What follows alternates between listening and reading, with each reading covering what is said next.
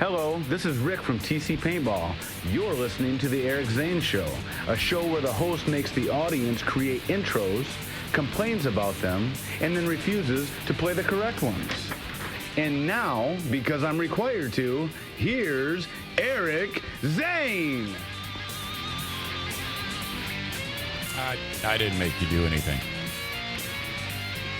Bum, bum, bum, bum, bum, bum, bum, bum, bum, bum, bum, bum. Sorry. Volume increases, volume decreases. I don't know what's going on.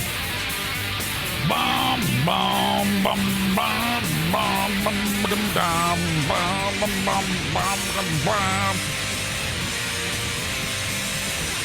Smoking guitar solo.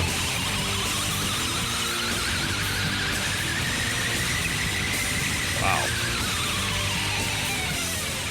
Welcome in to the Eric Zane Show podcast, a daily show where I discuss news, nonsense, and my personal adventures. Seems to work.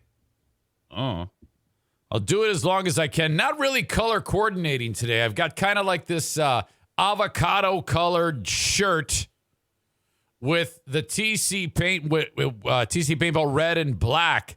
That doesn't work. With like navy dark blue pants. It's a complete fashion disaster, but I've been a fashion disaster for a long, long time. I notice I don't buy new clothes. I've talked about this before. I was just, you got like Facebook memories. Here you are in a picture, and I was at Disney for the AT Children's Project marathon weekend or whatever it was about 8-9 years ago.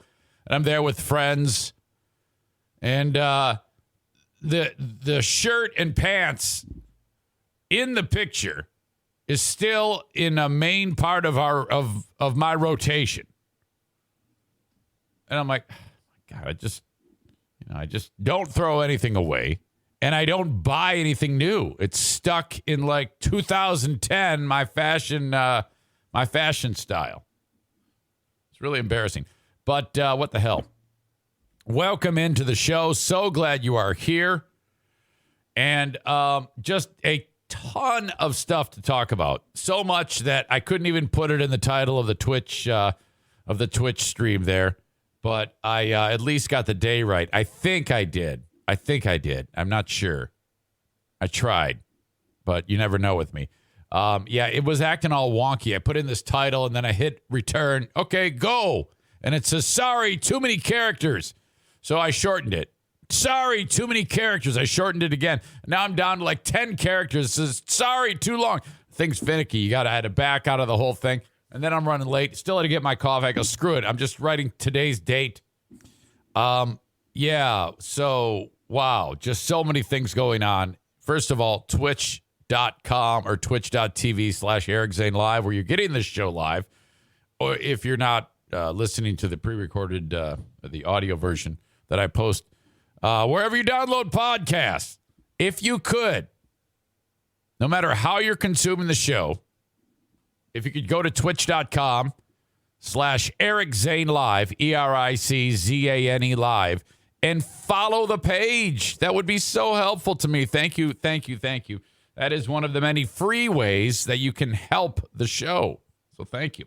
Hang on. Coffee time. You know how it is. I got to get this in my system ASAP or else everything's going to be screwed up. It's much too hot to just slam it. Jason Schaefer says, good morning. Starting with ads. Well, on Twitch, the very first thing, like when you click start, it will give you an ad. No way around that. That's, but the point of being subscribed is when you're in the middle of the show, it won't drop in on you like that. But unavoidable on that first one.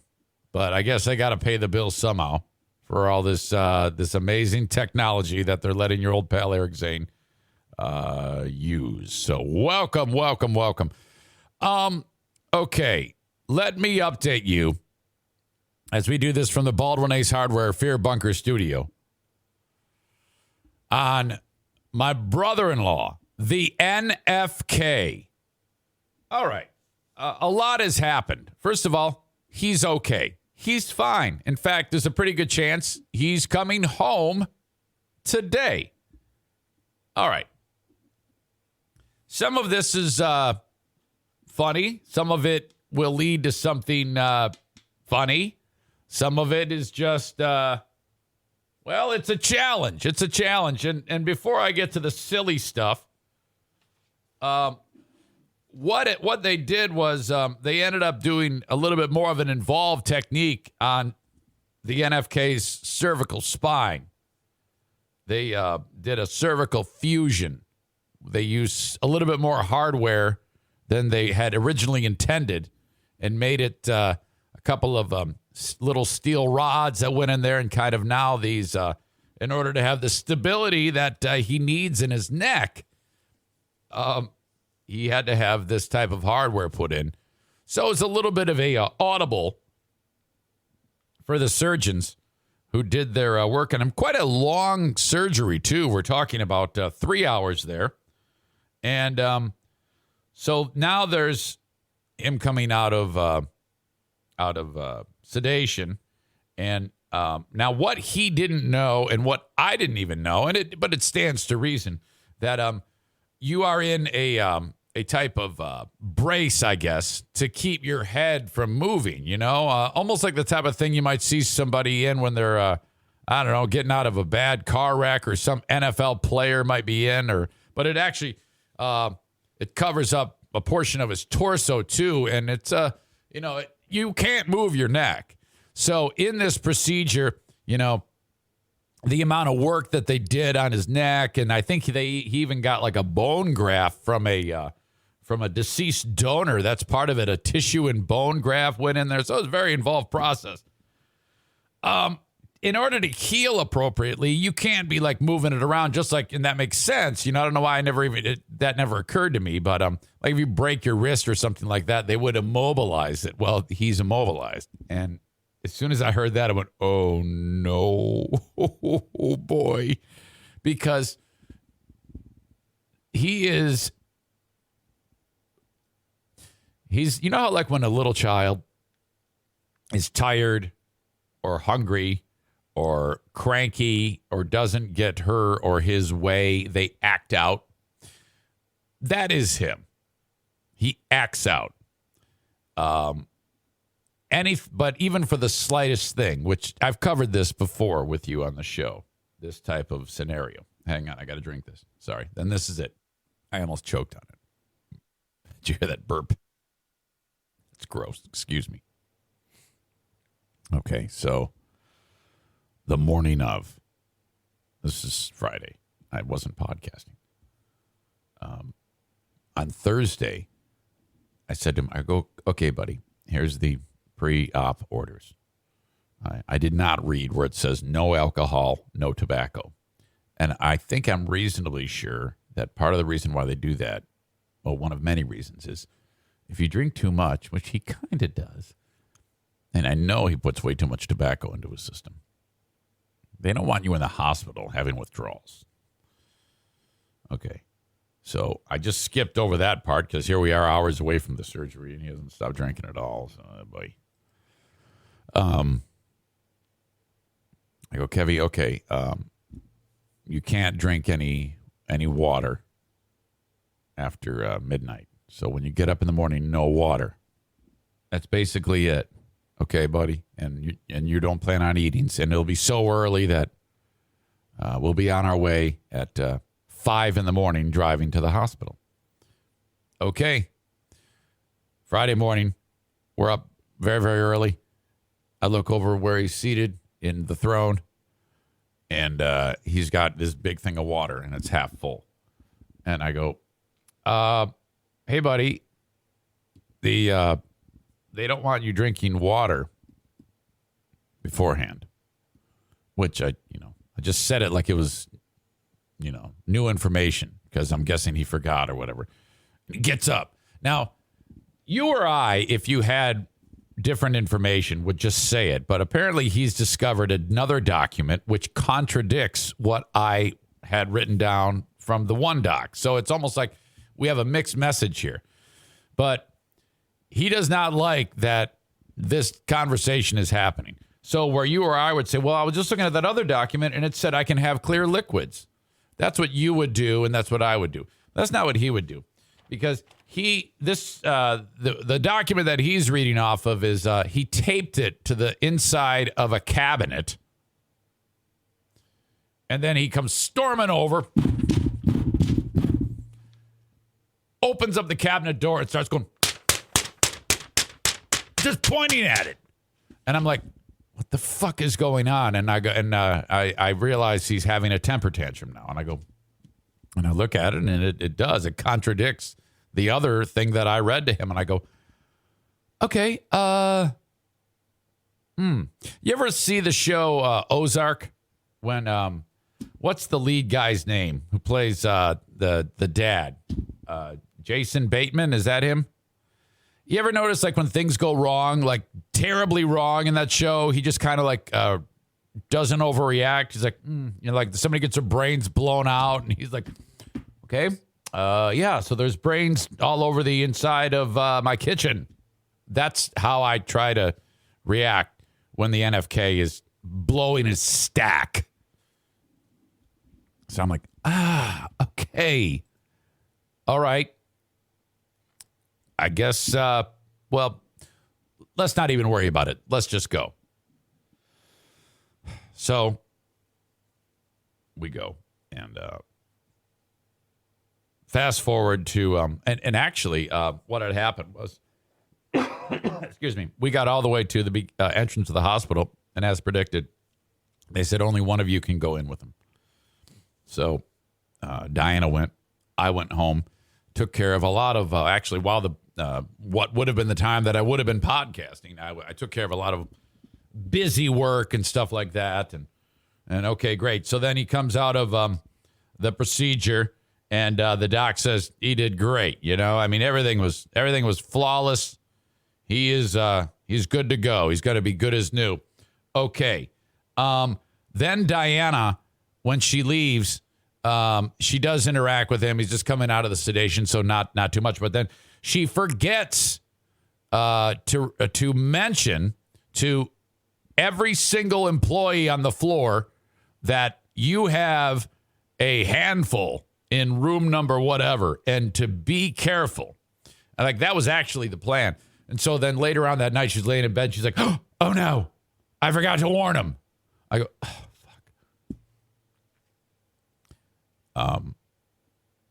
That next morning, Saturday morning, I call the nurse's station, and I'm talking to the lady, and she's like, I go, hey, this is Eric. I'm Diana, and I take care of Kevin, and I just want to get an update, but I also want to apologize because we didn't warn you that it doesn't take much to get him to, bust a gasket, blow a gasket. That's what I'm trying to say. And she goes, oh, yeah, we found out. I go, oh, no, you found out. What do you mean you found out? Oh, my God.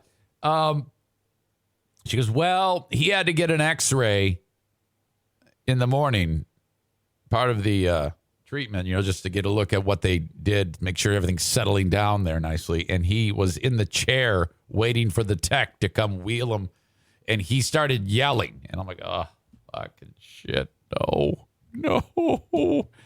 And I go, oh, I'm really, really sorry. She goes, you know what? We deal with, this is not a big deal. I go, okay, all right. Diana goes and visits him. Now, this is a preview of the next several weeks, because remember I told you that he can't just deal. It's always got to be voiced, loud, obnoxious. If anything goes awry, he's going to say awful things. He spilled the water cup, according to the Queen of the Forest. And it happened again, out loud, as the cup falls. He calls it a fucking N-word. Loud. Oh. Dan goes, Kevin, no. And And he goes, well, I can't. And he starts carrying on. She goes, okay, So one of the problems is, I forgot, key point. When he was checking in, the nurse is like doing the check-in and asking him questions. And she says, so do you drink? Yeah. How much? 3, 4, 5. How often? Every day. And she goes, okay. You obviously you can't drink here. And are you okay with not drinking? And he goes, well, I don't do it because I need to. I do it because I want to. All right. And I guess that's a reasonable enough response. And I don't think she had a problem with that. And it might be that he can and not have any issues whatsoever. I personally don't believe it. I think it all can. You take a guy you take a lobotomized patient who is now forced to quit smokeless tobacco, chewing tobacco, and quit drinking, and cut into his neck, and put him into a restraint. And his brain is cooked beyond belief to begin with. Oh, boy, that is a recipe for disaster. Not good. So, and his answers are always snippy. It's always full of aggressiveness and the strident tone, if you will. I'm not even doing it justice when she says, hey, are you okay with not drinking? Yeah, I'm fine. It's always barky and loud and obnoxious. And, it's like he doesn't have the ability to just answer. Now, when he's here, I oftentimes find myself going, okay, now look, I need you to start to try to develop the skill of answering like a normal human being. And I tell him that. And then, because especially when he's talking to me, I just don't like him barking at me. So I'm like, okay, if I'm going to talk to you and we're going to work together, you can't be snapping at me. But I'm not there. And Diana's just like going, oh, God. Later on, and then that nurse, she goes, okay, well, because I've put this number of alcohol drinks consumed per day, it triggers a counselor is going to come visit you. So they got some big brain person that's going to come walking into his room after all of this is going on and say, hey, I want to talk about your alcohol problem. And I'm like going, oh, my God, that person is dead. Oh, no, this is going to be the first time that they've had to restrain a patient over something like this. I'm going to go in there. He's going to be all like tied up. Oh, God. So he goes, I don't care. Yeah, whatever. I don't care. They can come in. They can come talk to me. So, okay. When Diana's there on Saturday, the nurse starts to talk, like help him out and just doing her job. And he's snapping at her. And she has to actually say, Kevin, these people are just trying to help you. They want you to get better. And you have to like break it down like that because he's being so mean to the staff. And then he's like, he realizes he kind of brings himself back to, it's a mess. So Diana's like, Eric, as soon as he gets home, he's going to take off that neck brace. And I go, well, he cannot. There is no way that is going to be allowed. So I even have right here all the things that have to happen. So it's going to be constant pep talks of, hey, Kevin, it's very important that you are a good patient. This is not negotiable. We need to keep the brace on.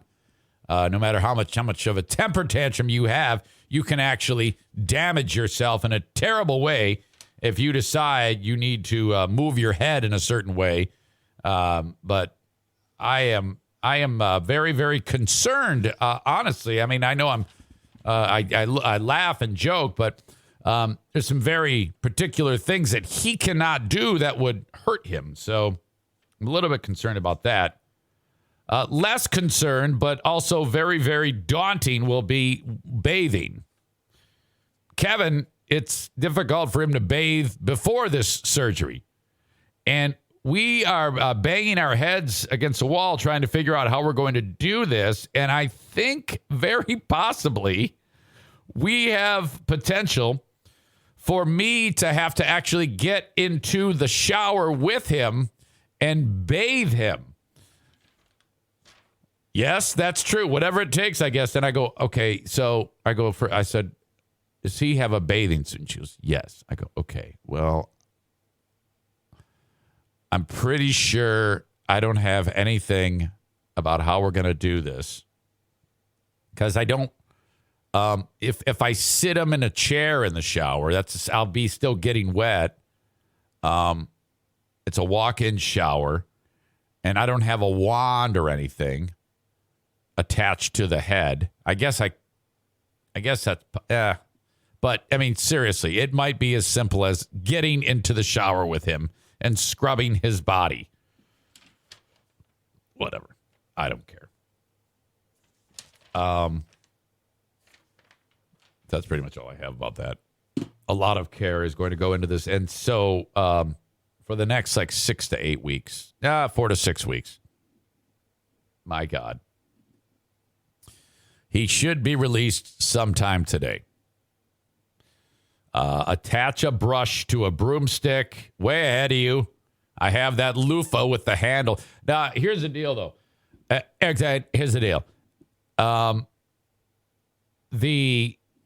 When it comes to his essentials, his ass crack and his clock weights, I'm going to, do everything but that. All right, I'm stepping out. Kevin, take care of the essentials. Radio voice Linda says his Medicare will pay for someone to come in. Do not do this yourself. Yeah, I get that, but I don't like the idea of someone coming in here. You know, I actually, Amanda says, throw him in the bed of the embellisher, my dad's truck. Yeah, the whole deal about bringing someone in to care for him, as much as I make jokes and bitch about the silly things that he does, and he does, and I will continue to talk about these monumental overreactions on his part, I still care about him very, very much, and I don't know. I think it would make him feel just terrible. I've washed his hair before, so it's almost easier to just do it this way. Seriously.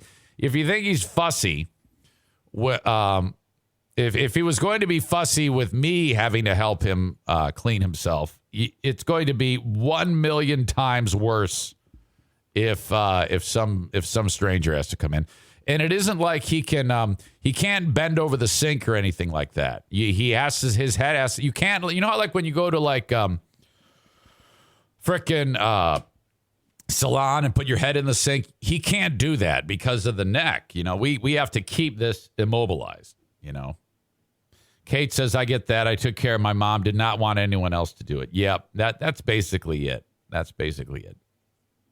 So, hey, it's all part of it. It's what you do for your family. Okay. So, stay tuned. There will be so many amazing stories about this that, hey, just part of the journey. Isn't that what people say these days? It's part of your journey, Okay. I want to show you a video of my old pal Stu McAllister. Before I get to that, as you know, on Twitch, follow the show on Twitch. Follow the show on Facebook, brought to you by Irvine's Auto Repair, Grand Rapids Hybrid and EV. Facebook.com/Eric Zane fan page. Twitter, @Eric Zane Show, brought to you by Blue Frost IT. And then, of course, the almighty YouTube, brought to you by My Policy Shop Insurance. Frank the Tank Fuss. JDB 3304, catching up, subscription. Is that the Amazon Prime thing he keeps talking about? Yes, that is. I'm still learning Twitch. That is exactly correct. I want to share something absolutely incredible with you. This is my favorite video from the weekend. It is Stu McAllister.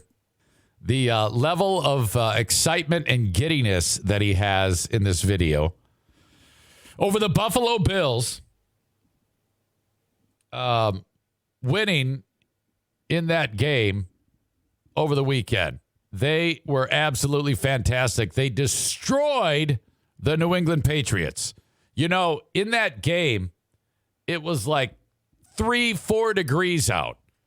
Now, New England, they're accustomed to playing in terrible weather, for God's sake. But I don't know if the quarterback of New England was ready for this. It was the coldest game he'd ever played in. I forget his name, Mac Jones or something like that. I guess he's the rookie. And there was no hope. No hope. The Bills, the fans, I think, is what moves the needle, in my opinion. They're in the stadium with like no shirts on. Patriot Nick, Stu McAllister proving how little Buffalo fans collectively have between their ears. That's ridiculous. Come on now. Here's the clip of Stu jumping through a table.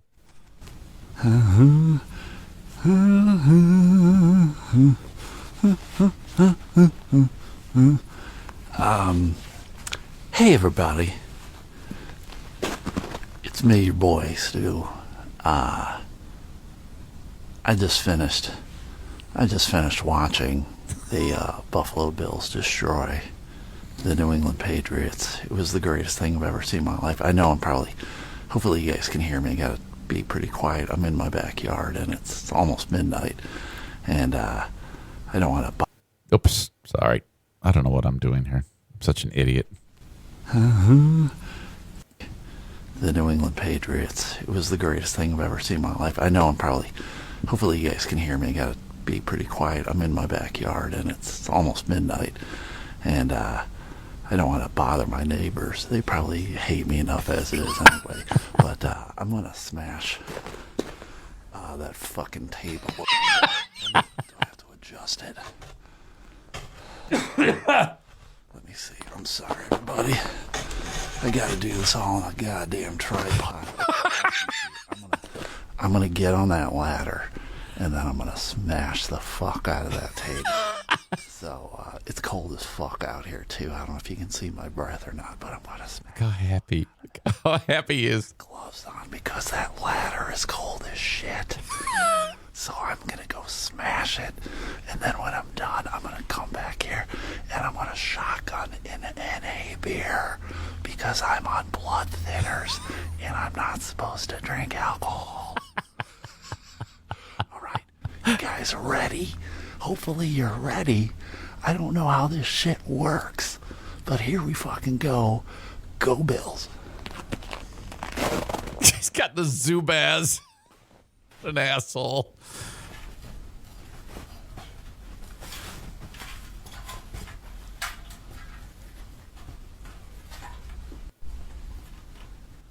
He is getting up there.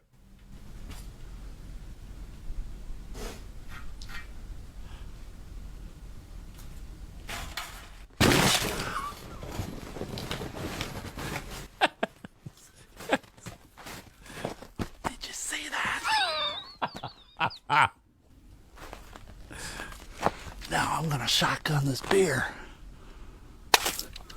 Oh.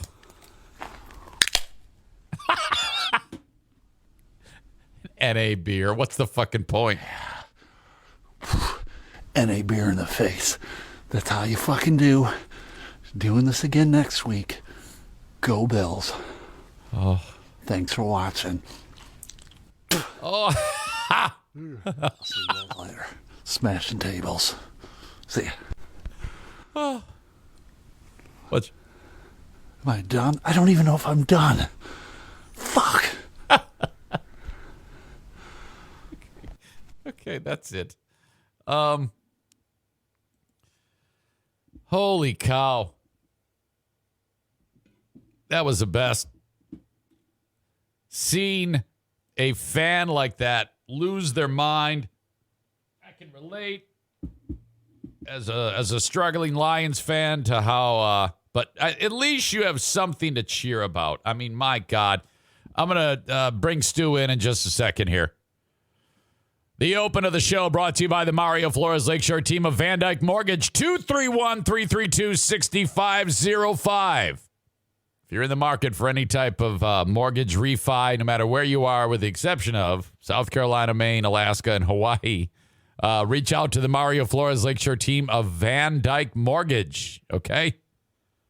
Horizon Hydroponics, if you're growing, indoor growing season is going on right now. In fact, you're getting set to start growing your cannabis plants to be put outside so that on Mother's Day, as I'm told by the experts, you have a 4-foot tall plant that you just march outside and you put right in good old Mother Earth.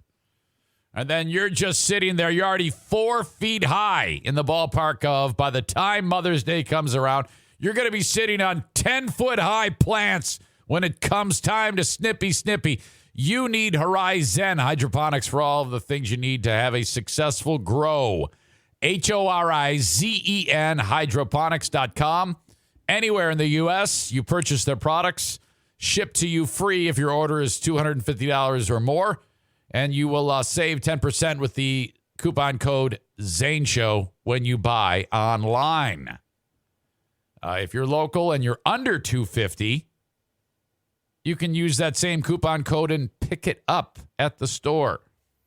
Just launched a brand new website at Horizon Hydroponics, Horizen, hydroponics.com. And if you have any questions about what you're buying, there's a phone number right on the homepage. And then just call up and one of the helpful people that work there will give you the knowledge that you need. They're all very, very versed in this, well, what this is. You know, something that was very hush-hush and something that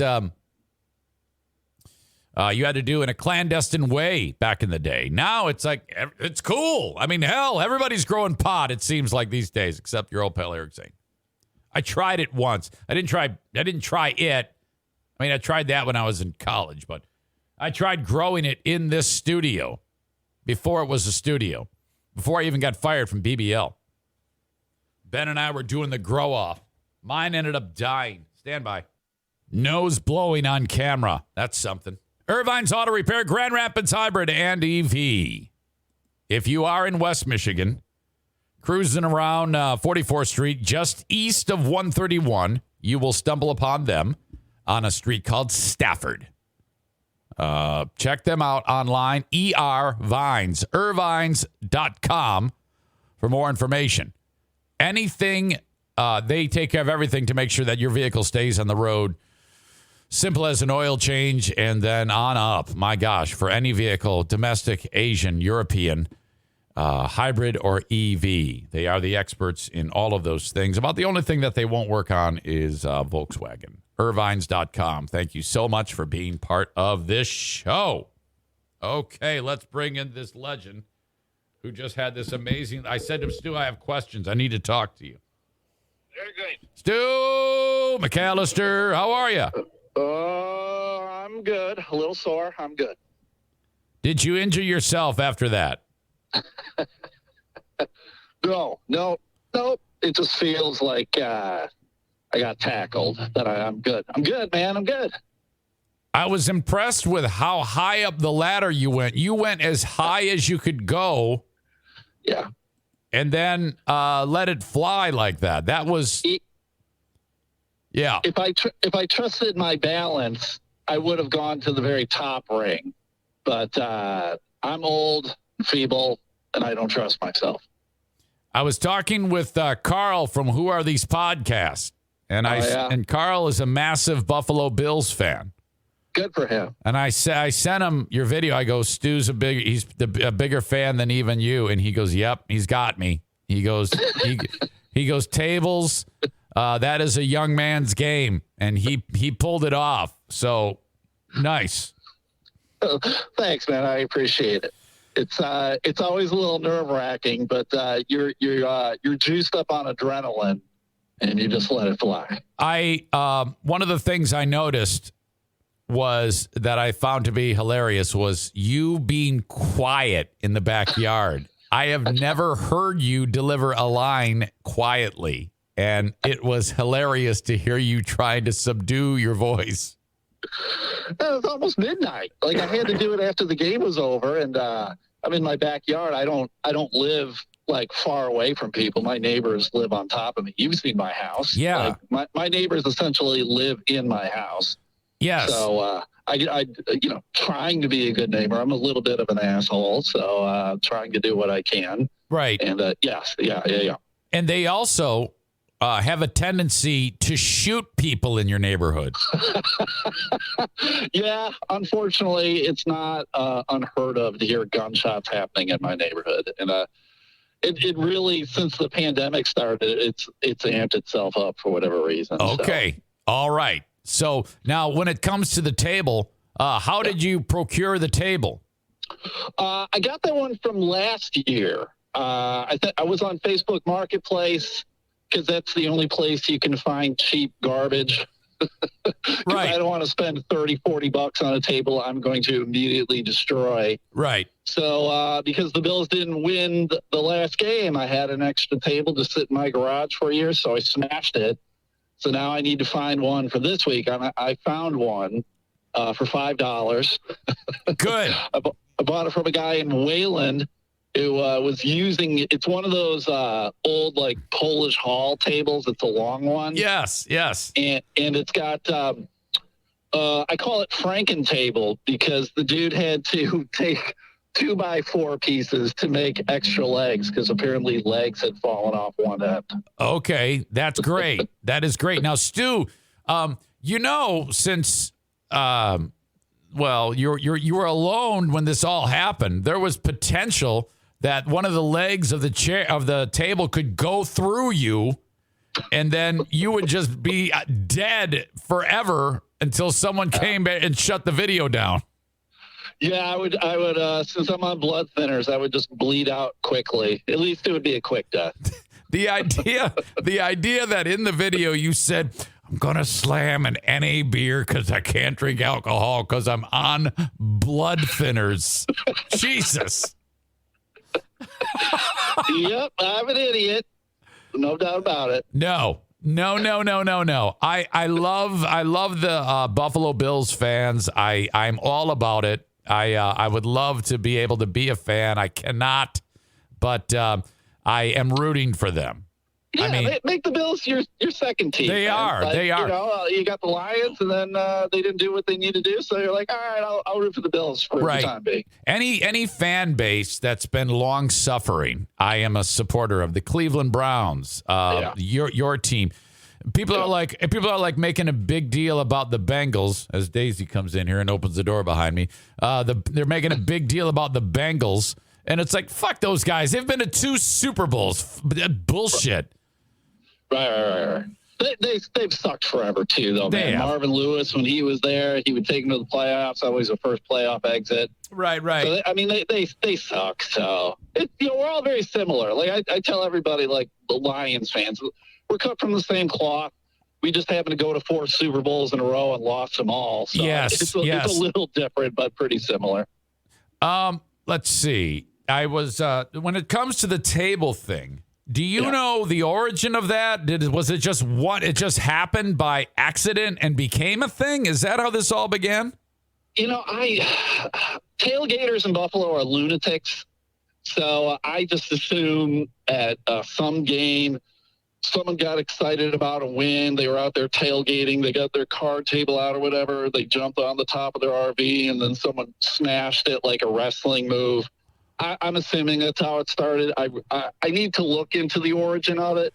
Kind of like the same thing. Like I'm not quite sure why they throw dildos on the football field, but they do that too. And that actually happened in the game over the weekend. Someone threw a big fat dick on the field. I forgot. It was incredible. I love the picture of the Patriots player just like pointing at I know it. Yeah. And the thing is, man, they like bounce around, and it'll hit on, like, the balls will hit, and then it'll go akimbo and hit on the tip, and then just kind of skitter around. Right. A big fat bouncing dick.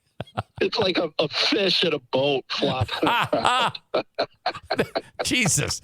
I mean, if that doesn't, that is, that's just hilarious. The whole thing about the tables, the bouncing dick bouncing around. I mean, my God. It would be, if they invaded the Super Bowl, the NFL would be like, oh, fuck. We're all a bunch of degenerates, man. But it's a lot of fun. I believe it. Too. Like, hey, join the Mafia, just have some fun. We lose, whatever. I think it's great. Now, you have indicated to me you are thinking about really amping it up if they win the next one. Yeah. Okay. Are you going to reveal that now or should you wait? I'm not exactly sure. Are you talking about how I'm going to break the table? Yes. I mean, you can say it. Are you really off the roof of my garage? There you go. Off of the roof of the garage, Stu? Yeah. Okay, Stu. I'm not going to get in the way of that. I just wish someone was there in case you get badly injured. Oh, yeah, I know. See, that's the problem, too. The Bills are playing the late game again. So it'll be later in the evening. I gotta see if I can find someone. If I can't find someone, maybe I won't do that. What is the playoff schedule, or at least who are the Bills playing? Are they playing KC? Yeah, they're going to KC. The Steelers couldn't do what they needed to do, so they're going to KC, and they're playing Sunday night. I think it's like a 6 o'clock game, 7 o'clock game, so it won't be as late as it was last time. Gotcha. So it'll be like 10 o'clock maybe. If the game's over and the Bills win 10 o'clock or so, I'll be smashing a table. Well, dude, it was spectacular. I just watch it with these folks here on Twitch, and you being subdued and quiet and grinning the whole time made me laugh. I played it for people who don't even know you, and they're like, "Oh my God!" And when you hit that thing, the impact was so spectacular. Yeah, that was much louder than I thought it would be. That was pretty weird. Oh man. Okay. Well, congrats to the frickin' Bills. Thanks, I appreciate it. Okay. I'll talk to you about it. I'll catch you later. There you go. Stu McAllister. Oh, God. All right. Let's see. Where am I? You know, you're not going to believe this, but your old pal Eric has to go tinkle. Well, of course you can believe that. It happens all the damn time. So stand by because I'm uncomfortable. And, yeah. All right. I'll be right back. By the way, there's a pretty good chance that because Diana's not at work today because we got to get Kevin home and we don't know the schedule yet. They haven't told us when he's going to be released. There's a fairly good chance that the intermissions are going to be like every 20 minutes or every 30 minutes until he's nursed back to health because I got to go check on him. If it's just him and oh boy. Can you imagine if he got up and then like fell down or something like that and I'm up here for 2 hours? Jesus. Okay, so I just wanted to warn you that. Just saw some boobies. Just saw boobies. Oh boy. Did you see the so the playoff games. By the way, I am 5-0 on my picks. I picked Buffalo. I picked Cincinnati. I picked KC. I picked the Bucks. And I picked San Francisco over Dallas in the Dallas game. It's incredible. The Cowboys somehow get back into the damn game. And they get within striking distance. They need a touchdown. They call this crazy draw play.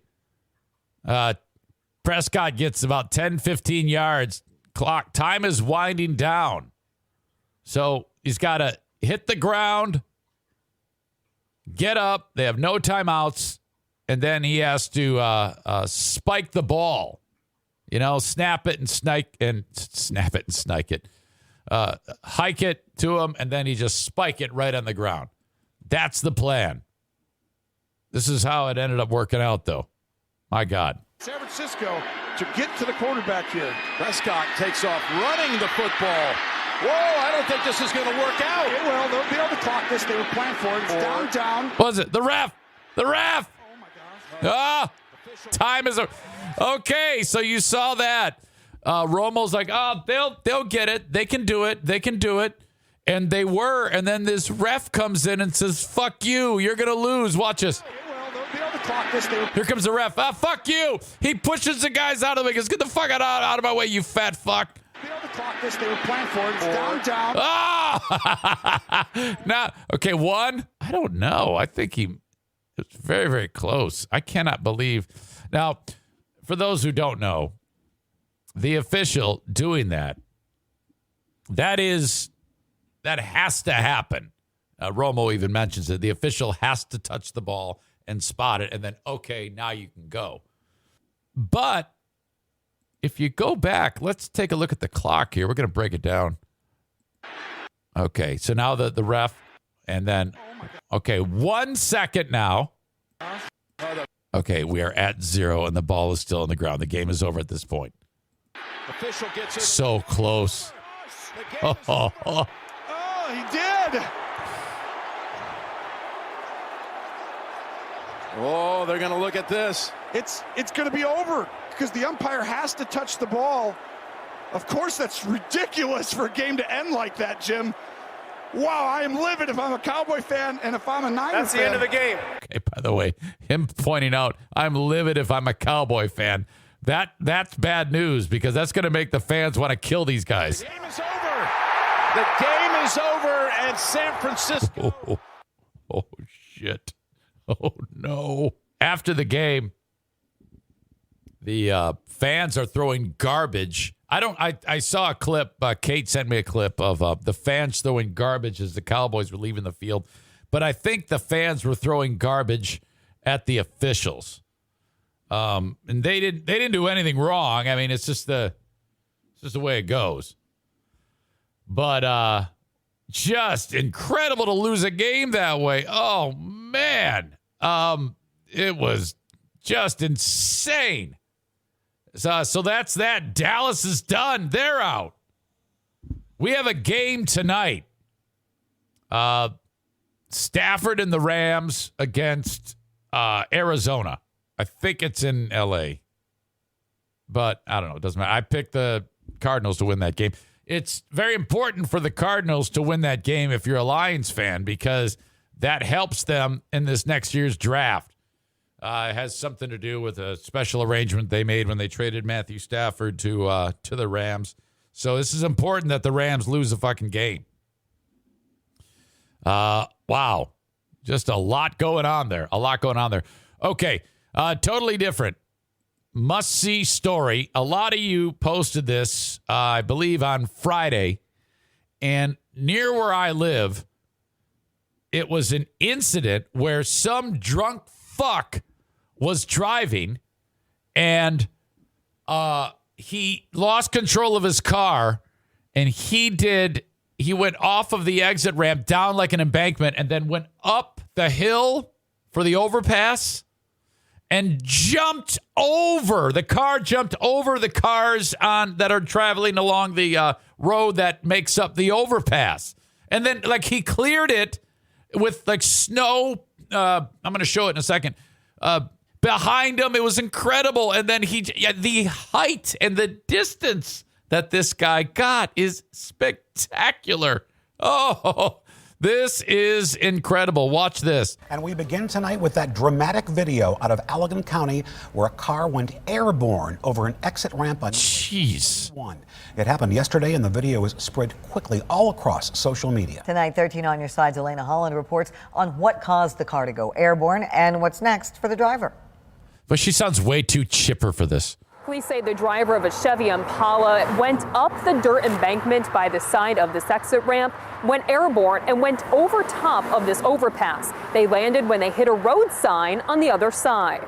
It's not something... It landed when it hit a road sign? You see every day. It's almost like in a movie. Or perhaps a stunt-filled TV show. Shit. All of a sudden, the car just launched, and the snow coming. It was like a scene from Dukes of Hazzard. Thursday afternoon, a driver launched himself over the My God. 142nd Street overpass in Door Township from US 131. I heard a thump. Mike Rodriguez Felt like slow motion. was driving behind the vehicle. Just happened to look up over my left shoulder, and I saw this car flying up over the overpass. He exited the freeway, called 911, and ran out to assist the driver. His face was covered in blood, but he was coherent, and we got him to lay down. He wanted to get some things, but we kept him down until the EMTs got there. The driver was alone, but Rodriguez and the other person helping had to double check. Now, we did see Oops. a child's car seat, and the car was on its passenger side, and so at that point, I'm guessing this is a rock bottom moment. better check. And we saw blood, and then come to find out that's where the driver had crawled out. A car jumped the highway. The person is currently crawling out of the back of the vehicle, appears to be bloody. Michigan State Police say the 25-year-old Kalamazoo man survived the crash, but was taken to a hospital for evaluation. Troopers observed multiple signs of intoxication. Oh, boy. Sure, I was going to be coming up onto a fatality. He's lucky, very lucky. Mark Heisinger, whose security footage caught the crash, has seen many accidents at this busy intersection, but says this one takes the cake. Yeah, that'll be one that'll stick in the brain. Police have not arrested the driver. Oops. Because of his injuries. However, they are seeking various charges. Reporting in Allegan County, Elena Holland, 13 on your side. Wow. If he's so when he goes to the forced AA meetings, he can say, "Hey, I'm so-and-so. I'm an alcoholic, and I jumped the overpass. You probably all saw me." That was when he hit it, the fact that the car, despite it, who knows where he's going, would have that much of an incredible distance and height. There was just a lot going on there. Jeez. What a thing. My God. Maybe he'll go to the same AA meeting that the NFK will be forced to attend. Oh, God. Please, no. Thank God. The NFK's been in 2 rollover accidents. Back in the day, he would drive, and this is before his epilepsy was under control. And they're like, "Oh, yeah, we got it. You can drive." And then, sure enough, he has a seizure while he's driving. It's a miracle he didn't kill anybody. This happened on at least 2 occasions. And then the one, in fact, was a huge rollover wreck. It was terrible. My God. Expected that he will be not released, but he can go home from the hospital sometime after noon. Jason Schaefer says, "I was asked to delete a post because I was told the guy died. False advertising," he says. "No, I guess the guy's okay. All right. He's got a story to tell. Hopefully he'll stop drinking and driving. My God." All right. Thanks again to the tax hobbit, the one and only Troy Ginzer from Tag Accounting. When it comes to getting your taxes done, you have options. You can spend a lot of money on a do-it-yourself program, and you're going to assume everything is all right. You're, in a sense, doing it. On your own time. Or you can do it the old-fashioned way and just bust out the form and do the math yourself and assume that you're going to be able to get it all right. Paper strewn all over the table for like 3 straight days. Everybody hates you because you're in such a terrible mood. And then you just, I wonder if I even did it right.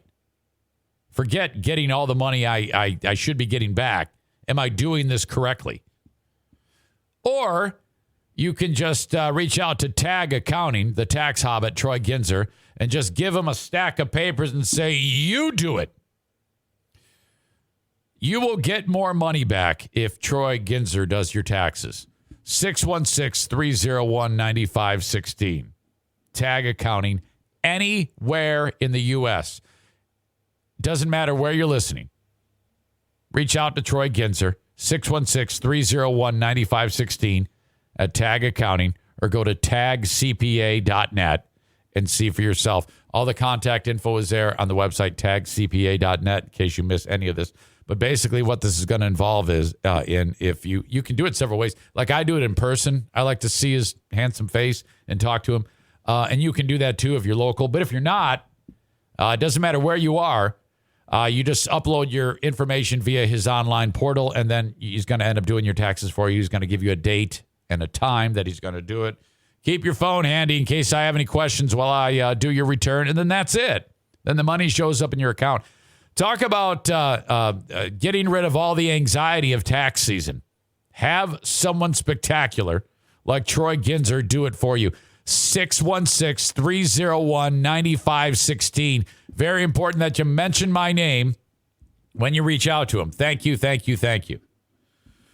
We've got a Eric Zane Show podcast Zaniac get-together coming up. It's our latest super spreader event at Bosco's Pub, 3380 Chicago Drive. That's where Bosco's Pub is, part of Terra Square in Hudsonville, Michigan, on February 4th. 4 p.m. start time is when we will start. Everybody's going to get together, hang out, have a laugh, have a joke. Somebody's going to probably put a stupid magnet on the back of my truck. And then that's it. We're doing it at that time because I got a hockey game that night, so I got to be gone probably like at 5:15 or something like that. But it's going to be awesome. Thank you. If you've already gone to Bosco's and checked out their great menu of burgers and things like that, terrific drinks. They serve them stiff. Bosco's Pub, great mom and pop burger place in Hudsonville, Michigan. And then you got my man, Frank Fuss. If you or someone you know is getting set to turn 65, the Medicare Advantage Plan expert is Frank Fuss. Okay? 616-914-4070. He can help you in several arenas. Medicare, life insurance, which you know I'm a firm supporter of and believe in. If you don't have life insurance, I mean, my God, seriously. Your family, if something that is unlikely not going to happen to you, but if it does, they're left with nothing. And that's terrible. Spend a few bucks a month and get an amazing life insurance policy. Frank will walk you through all of this. 616-914-4070. Perhaps you have to get health insurance at healthcare.gov. That's Frank's specialty as well. Thank you to Frank Fuss. 616-914-4070. Stand by.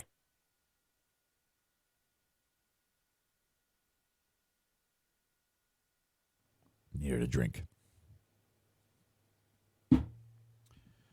I mentioned Carl from Who Are These Podcasts earlier, talking about Stu.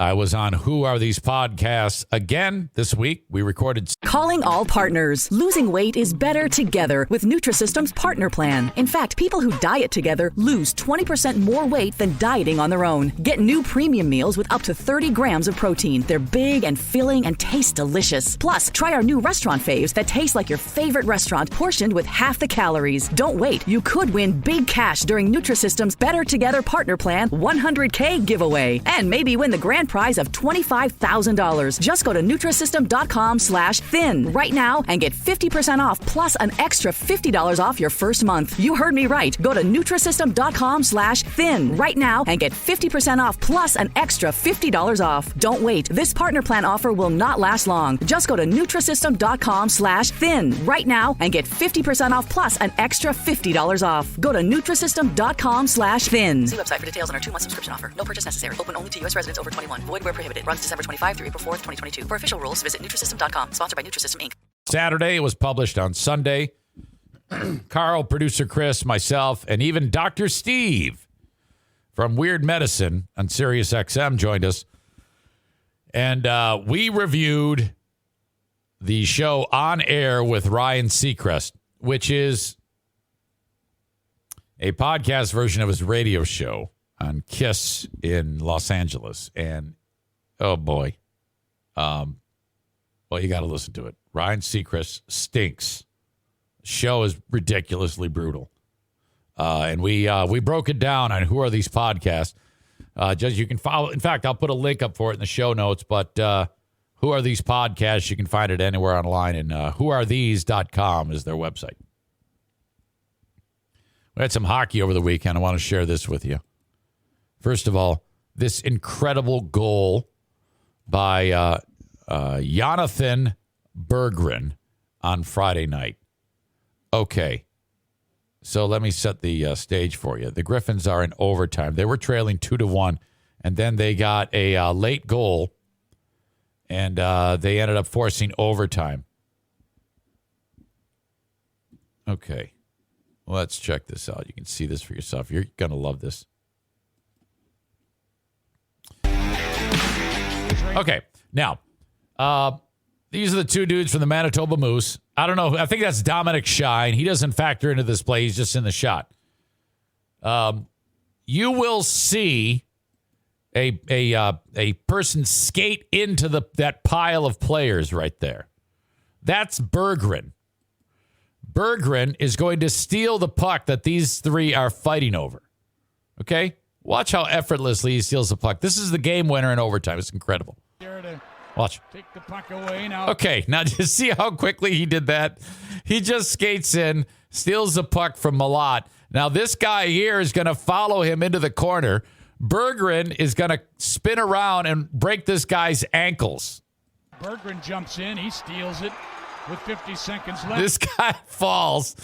Berggren kind of floats over to here into the circle. This guy that just fell down is going to try to recover, and he's going to deke him again and then bury it top shelf. Berggren's got it.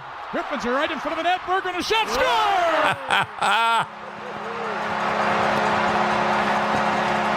Look at this.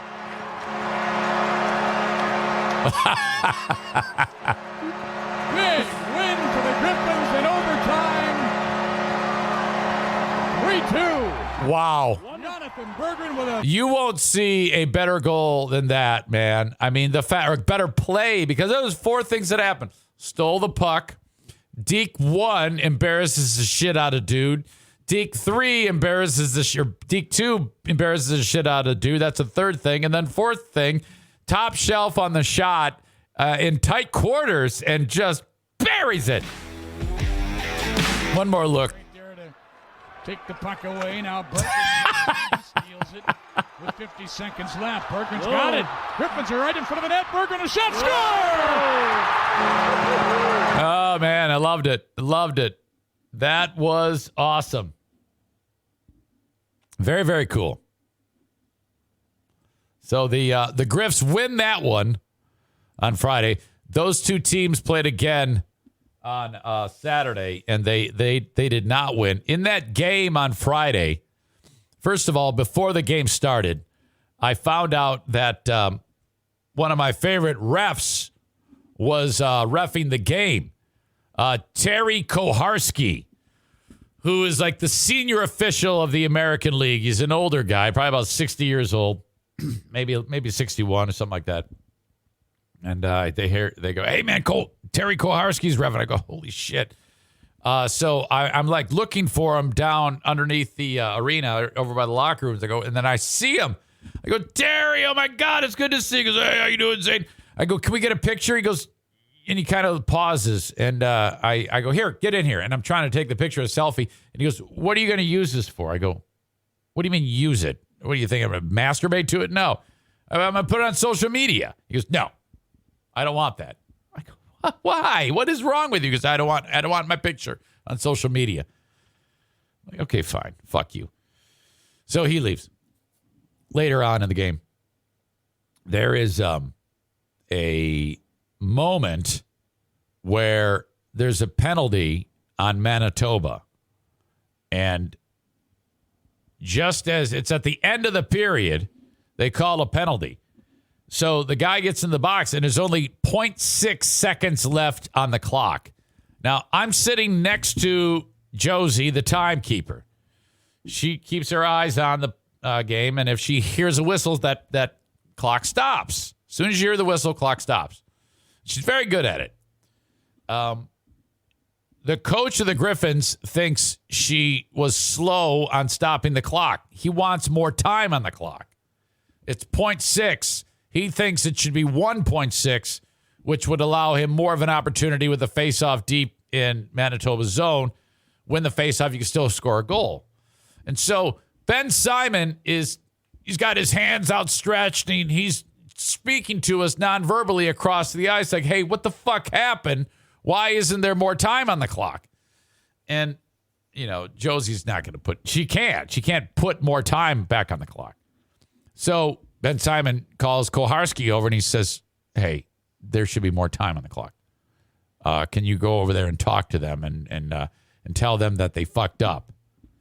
And so he skates over Koharski to where we are before they drop the puck and the period ends.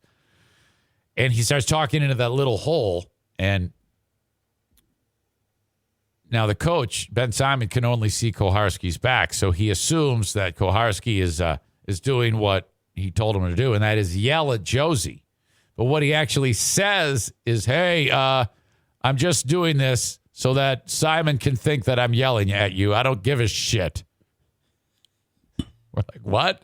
He goes, yeah, he thinks there should be more time on the clock, but fuck him. It's cool. Don't worry about it. So that was, and then like Simon's like, yeah, see? Told them. So that was it. You might be like the name Koharski. If any of you know anything about hockey, the name Koharski is, well, it's kind of synonymous with hockey. Terry's older brother, Don Koharski, a longtime referee in the NHL, and involved in one of a classic moment in, I think it was a 1983 NHL playoffs. I don't know if it was a conference finals between the Devils and the Bruins. And Jim Schoenfeld, the coach of the Devils at the time, was pissed off at Koharski, Don Koharski, Terry's brother, about something. And they're walking out. They're off of the ice. It's in between periods or something like that.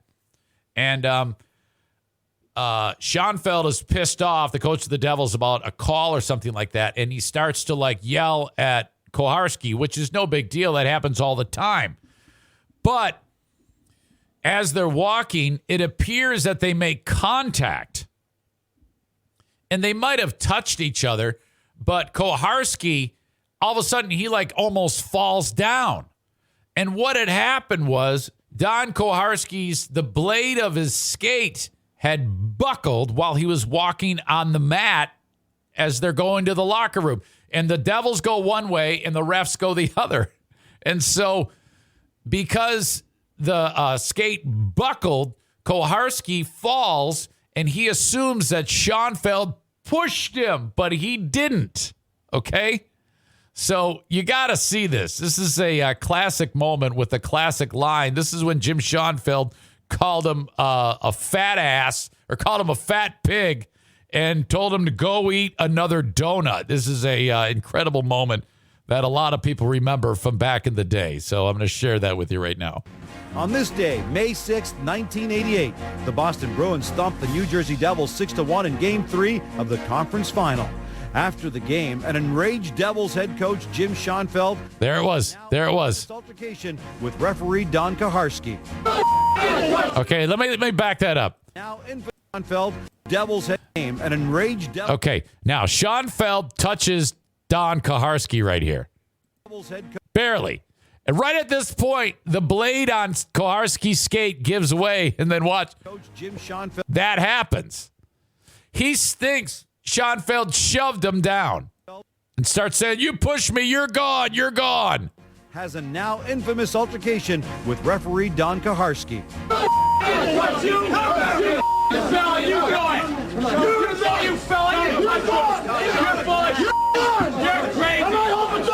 crazy. You're good because you fell, you fat pig. Have another donut. 2 days later, officials protest the NHL's decision not to suspend Schoenfeld by refusing to work Game 4. Yeah, this was incredible. It was Schoenfeld was supposed to be suspended. He appealed it via a judge and was able to get it overturned somehow. And the rest of the refs for the next game, in protest to support Don Koharski, the linesmen and the refs did not officiate the game. They walked off in warm-up. So they had to call like a local rink and get these ham and egger refs to call the game. Jim Schoenfeld has been told, that was John McCauley, as Harry Neal has mentioned, the supervisor of the officials. Bob, the Boston Bruins are leaving the ice too. This is a strange beginning. It took like an hour and a half to get on the phone to Refs Are Us and say, hey, can you come do this the Eastern Conference Finals for us? In the fourth game of the semifinals. Or semifinals. Stanley Cup. That's a little different. The NHL uses replacement officials. Yeah, that was conference finals. For game 4. Look at NHL officials. These are the replacements. They didn't even give them stripes. They gave them yellow jerseys. On a conference call to discuss their next move. Look at this guy. He can't even skate. Watch this. Whoa! Oh my God. Half a teaspoon burns fat. Half a teaspoon. So that was the brother of the guy that I was talking to, who was saying, yeah, don't even worry about it. We're not putting any time on the clock. I'm supposed to be yelling at you. You fell. You fell, you fat pig. Oh, my God. Good times. Good times. Let's see. Speaking of fighting, I guess, I got an amazing fight to review. Who sent this one? I don't know. I forgot who sent it, but it's incredible. Thank you. This actually happened right at the new year. This is at a pizza joint in New York.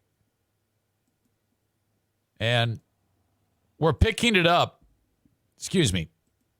Right when the customers here, these two dudes, are going back behind the counter to fight the guys making the pizza.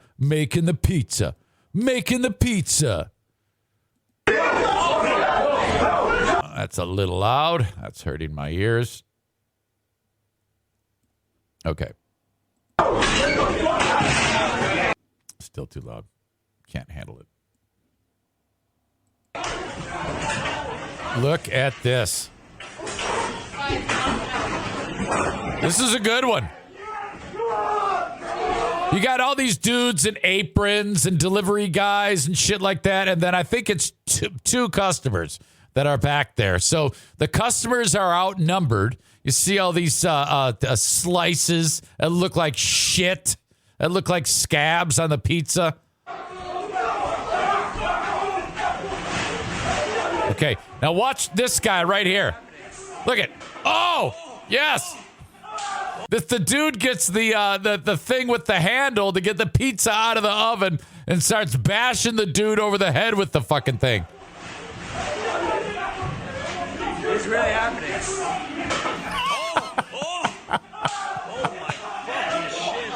Oh, this guy goes, oh my fucking shit. Oh, there goes the tip jar. Oh, now he's got the ladle. I'm still waiting for my pizza, buddy. I want my pizza. I paid for my pizza. You see, the pizza, here's the thing. The pizza guys, they know where all the best weaponry is here. If you look in the background, these four idiots, they are all armed with various implements of pizza destruction. I count 1, 2, 3, 4, 5, 6 pizza employees and 2 customers here. And I give it up for the customers because those 2 customers throw a lot of wild punches, and they don't really lose this fight. It's just like they're outnumbered here. It's amazing. Now they're getting tired. These guys are now, you got about 30 seconds of fuel before you get exhausted. And then I think they just kind of give up here in this one. Look at. This guy's not even hurt. He's had a pizza spatula bashed over his head, the edge of it repeatedly, and he doesn't seem hurt. This guy's still hitting him. Oh, no. Okay, now I needed to see about another hour's worth of that. I think this is all worth a replay. Okay, so these two, I think, are the only people I see coming back, unless I'm missing something here. 2, 1, 2 guys. Yeah, that's it, 2 guys.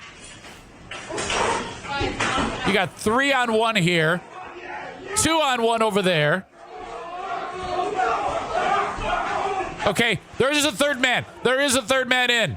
Third customer. Oh my fucking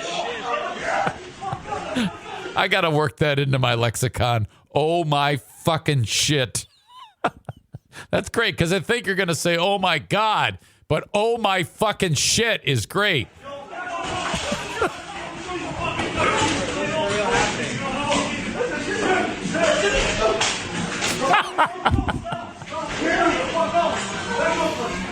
I'm still waiting for my pizza, buddy. You're not getting it. I want my pizza. I paid for my pizza. It's amazing. How did I get it? It's amazing. Okay, best part about this, there's no black guys in it. And the reason why I say that is because if there was a black guy in it, this would be on the front of the first story on the Today Show about some type of hate crime or something like that. And this is too joyful of a moment to be called a hate crime. This is a great thing. I'm guessing that when that fight ended, all right, that it went down the road of, all right, let's sit down and have a beer, you know? Oh, my God. That was spectacular. Oh, my fucking shit. It's my new favorite thing to say. Incredible. What a fight. Congratulations to everyone involved in that spectacular fight. Jeez. All right, folks, we are days away. Well, about a week and a half away. From Paintball War 17, Amsoil and Tears. The Trail of Tears Challenge at TC Paintball. This event will start at 5 p.m. at TC Paintball on the 30th of January. I have a Facebook event invite there. You can respond via that or send me an email, eric@ericzaneshow.com. I want to try to get as many people, as I always do, to this event. Please join us. It's just $35. That's normally $48 for that event. You get to play me in paintball, play Rick, Battle Royale. We got the Team Macho Latino returning champions.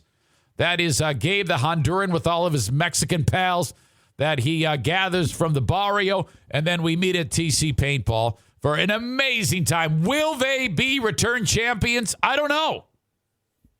We will see. TC Paintball. If you want to book your own party, tcpaintballgr.com. Bennett Flooring Installation, 616-318-0167. If you're thinking about replacing the flooring, call upon them, 616-318-0167 for Bennett Flooring Installation, anywhere in West Michigan. Okay? They'll make the trip out. They'll measure the room, tell you how much it's going to cost to put the flooring down. If you like, you, of course, rip up the old stuff yourself. You buy the new flooring. I'll talk about that a little bit later on, where you buy it. And then they just install it. This is the most cost-effective way to have it professionally done. And then, you don't have to worry about screwing something up. And they will install it professionally right the first time. 616-318-0167 for Bennett Flooring Installation. As always, my friends at Full House Comedy, still working hard, booking great shows coming to the area.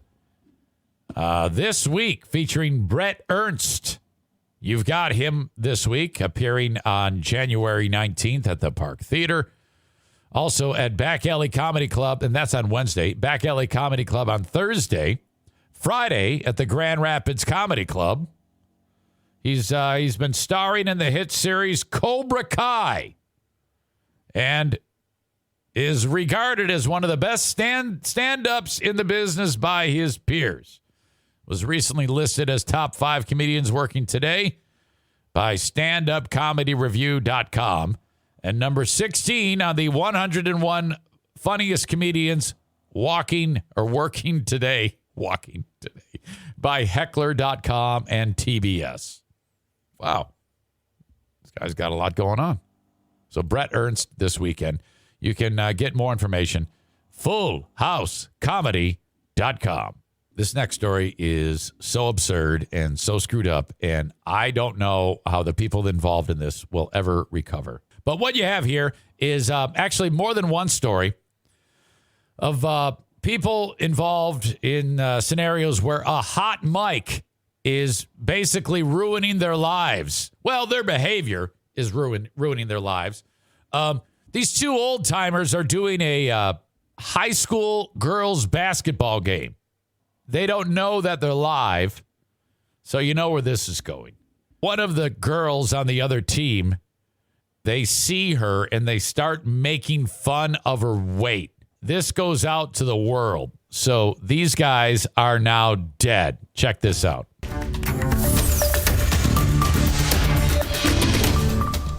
All right, a quick warning. The story we're about to share with you contains strong language directed toward high school girls. During a live stream of a basketball game last night, 2 Aroostook County broadcasters were caught on a hot mic. The 2 were commenting on the physical appearance of 2 players on the Easton High School basketball team. It immediately triggered a strong reaction from members of the Easton community and beyond. And now those broadcasters are out of a job. Easton has 2 girls out here extremely overweight. Awful. Okay. All right. Easton has 2 girls here extremely overweight. Awful. Now those broadcasters are out of a job. Easton has 2 girls out here extremely overweight. Awful. Look at this one. This girl right here. You look at her. These comments made Thursday night by former WHOU broadcasters Steve Shaw and Jim Carter. The 2 were picked up on a hot mic talking about the Easton vs. Central Aroostook game. The video was blurred because the game being shown is not the one they are talking about. I think anger is probably the reaction that everybody had when they saw and heard what had happened. On Friday, the Easton community responded. They were just hit with support from staff and students. Superintendent Mark Stanley says additional support is pouring in. I've received messages, and my team has received messages from schools all over the state at this point. On Thursday night, WHOU owner Fred Grant posted on the station's Facebook page, reading in part, 2 broadcasters made comments that were not only inappropriate, they were also blatantly wrong. Those broadcasters were terminated. The station took down the broadcast. Okay, now to be fair, yes, inappropriate, but I guess contextually they wouldn't be wrong. It's just the worst thing that could possibly happen. This is something that should never have even been thought, especially in this day and age. My God, you know, if this was 1976, you could probably pull this off. You could probably work it into the actual game in 1976. But, oh, my God, about a kid. These 2 guys, and they're old, too, and everybody knows who they are. This is a small community. If you're these 2 guys, the only respectable thing you can do at this point is to throw yourself into a wood chipper. There's no room for you to even be alive. I'm surprised their wives haven't left them at this point for doing something like this. This video is from a screen recording of the conversation shared on social media. To hear that from those men was very upsetting. Emily Hill was on the court that night. She's the Easton coach. Oh, no. Also receiving emails and messages Friday and sharing this message with her team. How proud I am of these girls for rallying together, rallying around each other and supporting and lifting each other up. Despite all the supportive messages, what is troubling is the damage has been done. Oops, sorry. Those words have been spoken. And those words could have consequences. When somebody hears something negative about their body, they want to change it, especially if it comes from somebody who's who's important to them, although it doesn't have to be somebody important. Dr. Christine Selby is a professor of psychology at Husson University. She says this incident is not the fault of any student athlete. But they need to feel like they're supported and that who they... Oh, yeah. Today, this day and age, something like this happens. You know, it wouldn't surprise me if they shut down the whole school, you know, for like the rest of the year. I mean, yes, this is a terrible thing, but you can expect that the way the world is today, that this is going to be bad. They are and how they live is perfectly acceptable. Superintendent Stanley adds the whole incident was nonsense. There's no school in the state of Maine that would tolerate, such views.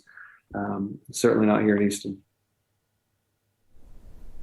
Coach Emily Hill adds she is glad that this precedent is being set, especially in Aroostook County. She says these comments should never be tolerated, and she's glad action has been taken. When are these when are these broadcasters going to learn? I mean, just think it. Don't say it. It doesn't, I mean, seriously. Oh, my God. Let's see.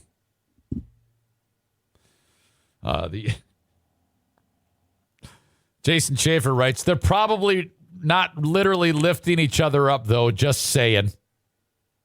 Come on, man. Glad you said it, not me. What are you doing?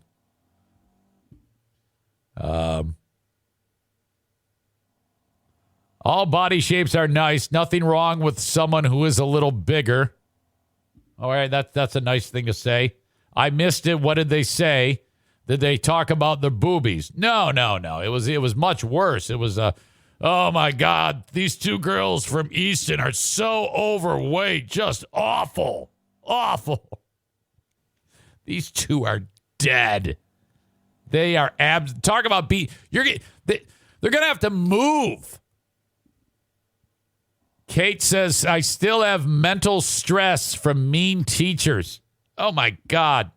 I mean, just like saying terrible things about your body. Is that what you're saying, or were they just mean to you because you were mean to them, or something like that? It probably has more to do with you being mean to them. Everybody knows how aggressively angry you are. Totally kidding. Patriot Nick says, where did this happen? I don't know. Whatever that county was in Aroostook County, Maine. A couple of high schools. Northern Maine. I don't know if you know where Aroostook County is. It sounds like more of a screwed up community than what you've been living in. Northern Maine. Josh Roberts says it's basically Canada. Okay. Whew. Yeah, I don't know how you recover from that. Speaking of people getting caught on a hot mic, there's a similar story that I have